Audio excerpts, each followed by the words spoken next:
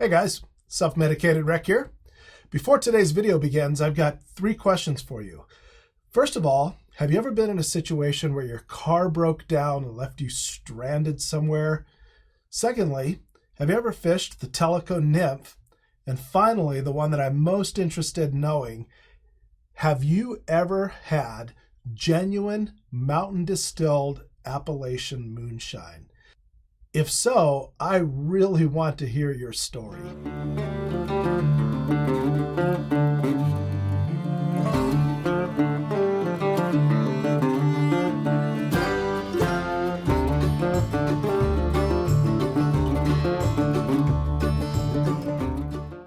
Well, today marks the first day that I want to try doing something a little bit different on this channel. I want to combine 2 things that I love: storytelling and tying flies into one video. And since today is Tuesday, I'm going to call this Tall Tales and Tying Tuesday. I'm going to tell you a story about something that happened to me, and at the same time show you how to tie a fly that, in my mind anyway, correlates with this story. The fly that I'd like to show you is the Tellico Nymph.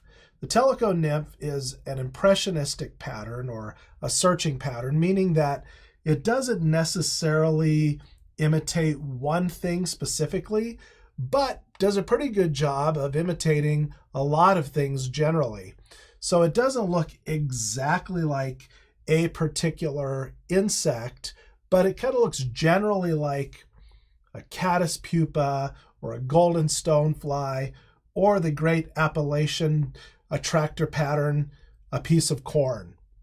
It's a really popular fly in the southeast United States, but its effectiveness is not just limited to the southeast. I've caught fish on this fly all over the place, including in my home state here of Idaho. I don't know who exactly came up with the Tellico Nymph originally, but it's named after the Tellico region near the town of Tellico Plains, Tennessee, which is in East Tennessee, around the Tellico River drainage. So there's a river that flows through the Appalachian foothills of the Smoky Mountains there, called the Tellico River.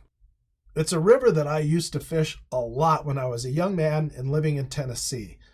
And today's story takes place on a tributary of the Tellico called the North River. So here's how the day went for me. I left my house early in the morning before it even got light. So I had my headlights on when I left the house. I drove an hour and a half or so to get to the North River, parked at a trailhead, walked down to the river and started fishing. But what I didn't realize is that I left my lights on. When I left my house, it was dark, but when I got to the river, it was daylight, and my car at the time didn't have one of those little dinger things that lets you know that you've left your lights on when you left the car. So when I returned to the car that evening, I opened the door and I immediately realized that something was wrong. My dome light didn't come on, and the car just had that feeling of just being dead. My fears were confirmed when I put the key in the ignition and turned it forward, and I didn't get that characteristic little ding you get when you have your keys in the ignition. And when I clicked it forward all the way, nothing happened. So I was about 26 miles from the nearest town, and I really had no idea what I was going to do. So I had taken my vest off, set it on the hood of my car, took my waders off, kind of draped them across the roof of the car, propped my fly rod up against the side of the car, and I was just standing there kind of contemplating what my next move was going to be and how I was going to get out of this situation. And really, it wasn't looking too good because I had about less than an hour probably until it got dark, and it was just too far to walk to get help at that point. So I was pretty much resolved to the fact that I'd be sleeping in the car for the night, and maybe the next day start hoofing it out. If I was lucky, I might run into somebody along the way who could give my battery a jump and get me going. So as I was standing there contemplating what I was going to do, I started to hear the sound of a vehicle coming up this road. Now keep in mind, this is a really remote area, and the likelihood of seeing a vehicle really wasn't all that great. But sure enough, I could see coming in the distance this pickup truck. And as it got closer, I could see that it was a 1977 Chevy, and it had a red cab, a black hood, a baby blue fender, and a license plate on the front that said, "Lee surrendered, I didn't." So it's roaring up the road, a billow of dust behind it. They kind of drive past me, and just as they get beyond me, I see the one brake light that works come on. The truck comes to a stop, and then I can see that there's two men in the truck, and they bring the truck to a stop. And the guy on the driver's side, he puts his hand up on the seat and looks back, and he's kind of checking me out. And the guy in the passenger seat cranes his head out the window, and he's looking back at me. And I didn't know if I should feel relieved or worried. So these two guys, they sit there looking at me, looking at each other, talking to each other a little bit, looking back at me. All of a sudden, the truck backs up, gets just past me, and eases in. And now the guys are looking out their windshield at me.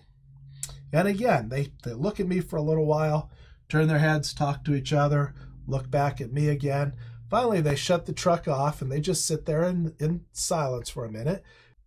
So after they sit there for a minute or two, just looking at each other and talking and looking out at me, eventually they get out and they start walking towards me. And I'll be honest with you, I was a little bit nervous. These guys, I wasn't sure if they were going to be my salvation or if they were going to be my doom.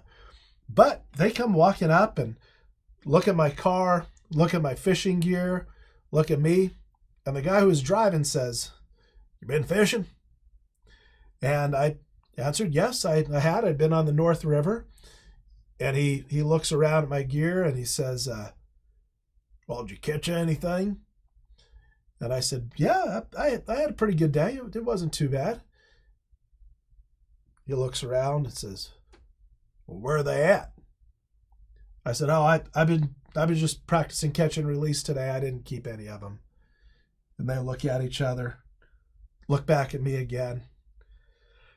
And he says, "Catch and release?" I said, Yeah. I just threw them back. I didn't really need them." They nod their heads, look at me. He says, Yeah, I catch and release too." I said, "Oh, you do?" And he goes, "Sure do. Catch them, release them in a skillet full of hot bacon grease." So I could see I really wasn't going to get anywhere with them talking about catch and release. So I decided to take a little bit different route. And I was like, "Yeah, I'm right with you, man. I love to eat a good wild trout, man. They're good eating, but today I just decided I was going to let them go." But I can tell by looking at you guys that you have probably caught a bunch of fish in this river yourself. And of course, at that point, they both start, "Oh yeah, and they're telling me stories about how many fish they've caught and these big fish they caught." And of course, they weren't going to tell me exactly where that was because that was their secret. So we're kind of swapping fishing stories, and I'm being very careful not to one-up either one of them. And after a while, I can tell that these guys, they're not going to do me any harm. They just were curious. They saw I was fishing, so they stopped by to talk about it a little. So after maybe 15, 20 minutes of us chatting back and forth about fishing, they said, "Well, all right then," and headed back to the truck and started to get in the truck. And I decided it was time to make my move. So I just blurted out without thinking, "Hey, do you happen to have any jumper cables?" And they literally stopped like mid-door unlatch. Like they have their hand on the latch, getting ready to open the door, and they just freeze. And both of them turn their heads and look at me. And the guy who was driving, he kind of looks around from behind the cab and he says, "You got a dead battery?" I said, Yeah, I do. I have a dead battery." "Well, why the hell didn't you say something sooner?" And I said, well, we just got started talking about fishing, and I was just kind of getting into that moment. And it just kind of slipped my mind that I had a dead battery until just now when I realized I was stranded here again. He kind of looks at me and nods his head. And he says, "Yeah, I got jumper cables." So he flips his seat forward and he's rummaging around through the debris behind the seat there, and through the PBR cans and the Copenhagen cans. And he grabs a hold of some jumper cables and he's kind of trying to get them untangled from all the junk behind the seat. And as he's trying to untangle those jumper cables from that mess, the other guy starts walking towards me with a mason jar with some clear liquid in it. And I can tell exactly what it is. And he holds it out to me and he says, "Go on and get you a swig." And I took a look at it and I said, "You know what? I'm good. Thank you. I appreciate it, but I think I'll pass." So the other guy who's untangling the jumper cables, he looks around from behind the truck again and he says, "I don't believe you heard the man. He said, go on and get you a swig."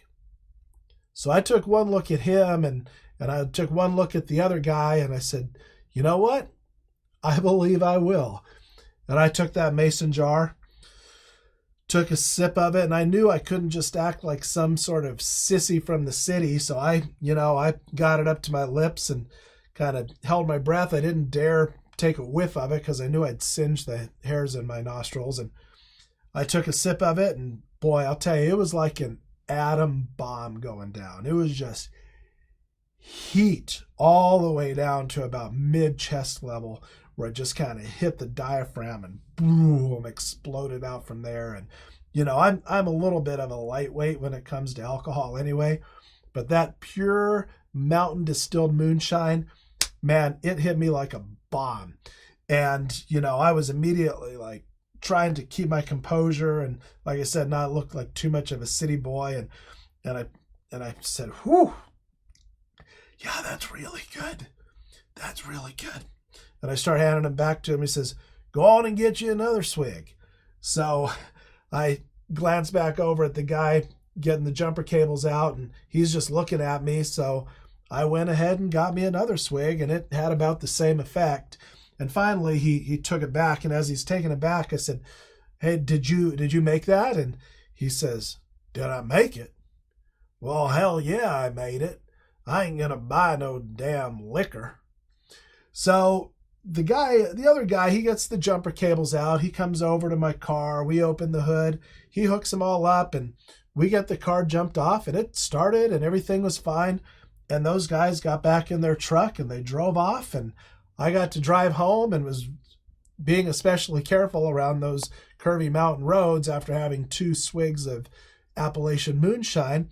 But everything turned out great. I mean, those guys ended up being a couple of really nice guys.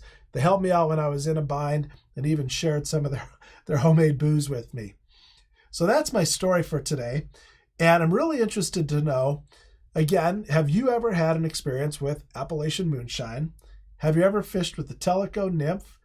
And have you ever been stranded somewhere where you were really kind of concerned about how you were going to get out of this situation? I'd love to hear about those stories in the comments below, because as much as I love to tell stories, I actually really love to hear stories as well. So let me know about those things. Hopefully you also checked out my tying of the Tellico Nymph, and I will leave the recipe for the Tellico Nymph in the video description. And let me know if you see anything that I do differently than what you do, or if you have a better way of tying the Tellico Nymph, or if I made any mistakes with it that you think I should improve on. I'd really like to hear about that. I'm going to try to release some of these videos where I tell a story and tie a fly, occasionally on Tuesdays, maybe once or twice a month, something like that as I have time. And I hope you'll join me for those things. And I hate to ask this, but if you liked this story, if you like this video, I would appreciate if you would click the like button and maybe even subscribe to the channel, and then I'll know I should keep on making some videos like this. Thanks a lot. I appreciate you joining me today. Self-Medicated Rec, out.